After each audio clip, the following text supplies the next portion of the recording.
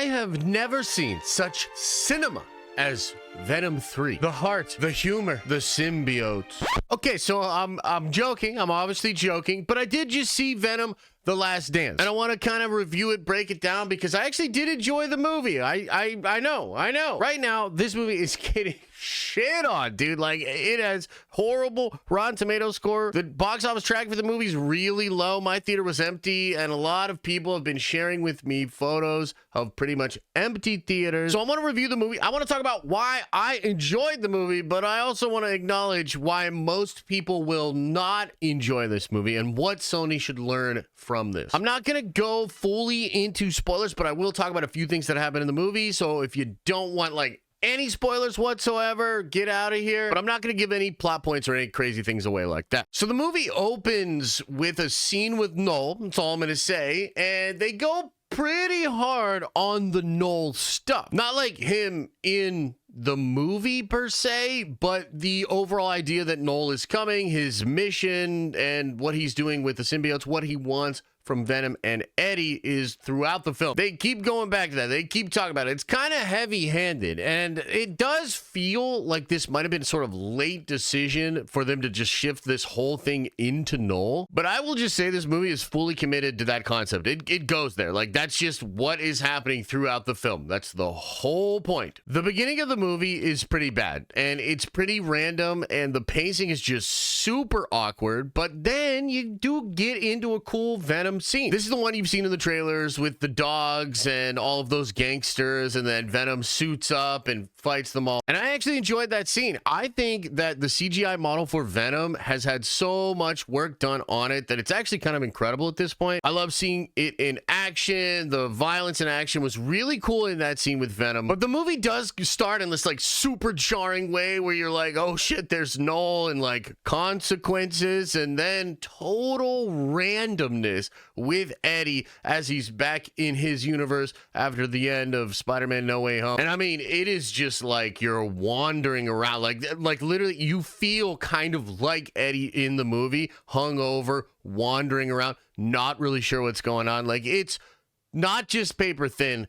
It is like there's no plot. But then you get in the Venom stuff, and like for me, I enjoyed it. And so like, look, this is what I think is going on with this movie, right? This movie is really a bunch of fun Venom scenes and then paper thin, super heavy exposition plot that like drags you from cool Venom scene to cool Venom scene.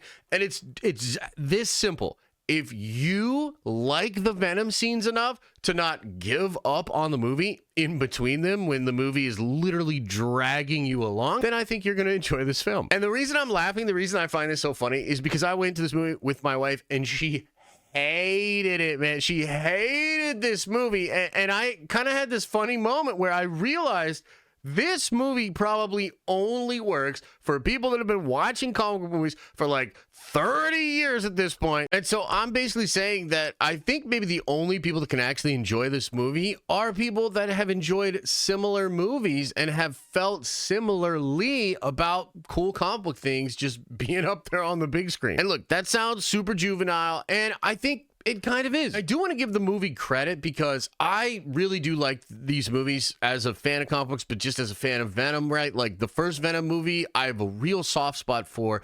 It came out, critics shredded that movie. It had a very high audience score. People actually liked it. And part of the reason they liked it was because of Eddie Brock and Venom. Their dynamic together was really cool. This isn't even something you really get in the comics. This was an invention of Tom Hardy. He does both voices, and he really did create an actual relationship between these two distinct characters. And if you like that relationship and you like these movies, the third film here does a lot of great stuff with that dynamic and actually brings that story to a really nice conclusion. A conclusion that was genuinely emotional. Like, I was actually getting emotional in the movie.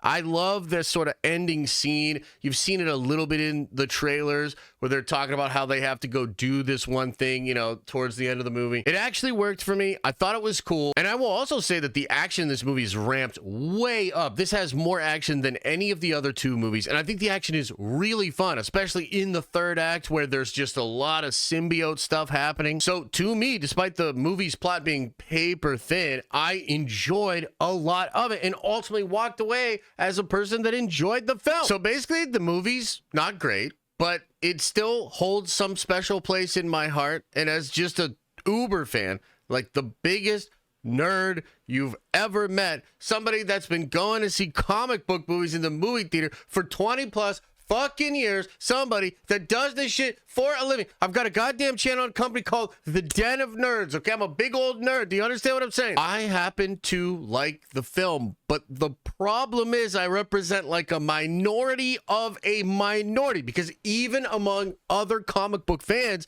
this movie is divisive. A lot of the nerds I know hate this movie. A lot of the people that I know that are reviewers that are also nerds hate this movie. I couldn't really tell you why that's happening. I mean, for me, I just happen to fall on the side of enjoying it. I think a lot of the emotional stuff at the end was a part of that for me. Maybe it's expectations. Maybe I'm a sucker for the draw of the future possibilities with Noel. I don't know. There's probably a lot operating here, but the bottom line is Sony cannot actually sustain their universe of Sony Marvel characters by targeting just people like me. I'm sure a lot of people that worked on this movie actually did put their heart and soul into it, but at the end of the day, it feels like a lot of other Sony stuff where it's kind of just a product. I think a lot of audiences are just feeling like they need to respect the characters more, and also they need to respect the audience more. Like, actually, Deadpool and Wolverine, when you really think about it, it kind of has a pretty thin plot as well, but it's just amped up fan service, and it's a super fun, awesome time. It's hilarious. The violence and the action is fucking incredible. Cameos are mind-blowing. Like, they legit got a pop in the theater. There wasn't goddamn anything in Venom that got a pop, you know what I mean? My theater was fucking empty anyway. So ultimately, Venom 3 probably just not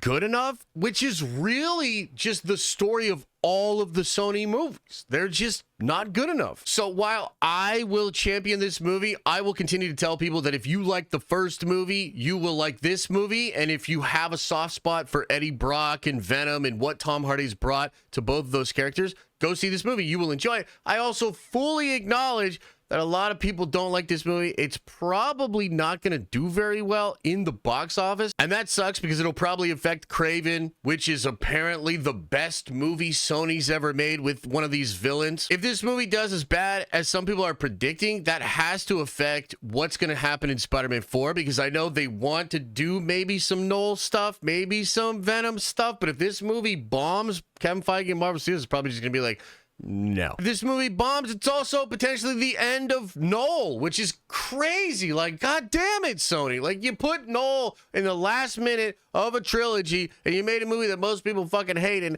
honestly, I can barely defend. I mean, I guess we'll see what will happen, and I think often of Hugh Jackman as Wolverine because even he had some real stinkers in his tenure, right? Like, that Origins movie is IS. The third X-Men movie is also IS. So maybe Tom Hardy's Venom, maybe Noel and what Andy Serkis is cooking over there can actually last past this trilogy, past this film, and flourish in its own way. But dude, the audience continues to lose faith in what Sony is doing. They need to recalibrate massively. I mean, look at the bombing of their last several movies. Holy shit. By the way, on live stream tomorrow, I'm going to talk about Venom in like full spoilers, and then I'm also going to do a whiteboard stream where I go over how I would fix the Sony Marvel universe of characters, or whatever the fuck they're calling it, because it's not working. It's not working. There are not enough people out there like me